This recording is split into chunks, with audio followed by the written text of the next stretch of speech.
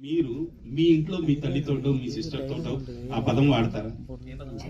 ఆ ludo game లో వచ్చిన పదం నేను అది పలకటానికి అది నేను మా తల్లితోనో మా తండ్రితో వాడలేదు సార్, సినిమాలో మా ఫ్రెండ్ తో వాడాను. మరి తల్లిదండ్రులు చూస్తున్నారు కదా. నేను అదే సార్, ఇప్పటికి నేను సార్ ఈ క్వశ్చన్ కి నేను పదే ఆన్సర్ చేశాను సార్. ఇప్పటికి నాకు తెలిసింది ఇది ఒక 4వ ప్రెస్ మీట్ అంటే మిమ్మల్ని మీరు సమర్థించుకుంటున్నారేమో గానీ అది కరెక్ట్ అని ఎలా సమర్థించట్లేదు సార్. అది ఫ్యామిలీ చూడొచ్చు, హోల్సమ్ ఫ్యామిలీ ఎంటర్టైనర్ అంటున్నారు. మదర్ రావచ్చు, సిస్టర్ రావచ్చు, అందరు రావచ్చు. ఒకవేళ అది సెన్సార్ తీయకుండా ఉండి ఉంటే మీకు సెన్సార్ అయిందని చెప్తున్నాను కదా సార్. నేను సెన్సార్ మరి మార్కెట్ లో వదిలేశారు కదా దాన్ని.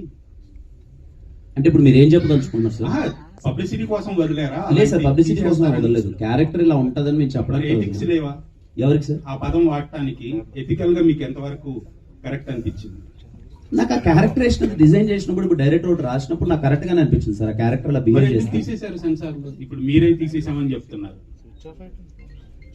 No answer sir. నాకు ఇంకా మీరు ఏదో మాట్లాడాలనుకుంటున్నారు, ఇంకా మీ ఇష్టం. దాన్ని నేను ఐ డోంట్ వాంట్ టు దీన్ని ఎక్స్టెండ్ చేయాలని నేను అనుకోవట్లేదు. మీకు తప్పుగా అనిపిస్తే please don't be seated, no problem.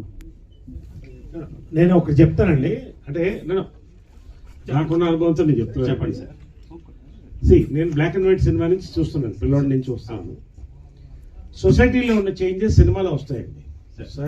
Cinema నుంచి సొసైటీకి రాదు, సొసైటీ నుంచి వస్తుంది. ఫర్ ఎగ్జాంపుల్, ఒక టైంలో హీరోయిన్ 2 పీస్ బికినీ వేసుకుంటే పెద్ద ఇష్యూ అది 70s లో. తర్వాత అప్ టు 80s వరకు కూడా లిప్ లాక్ అనేది it was banned, censor cut చేసేది. మరి అదే సెన్సార్ ఇవాళ లిప్ లాక్ వదులుతుంది కదండి.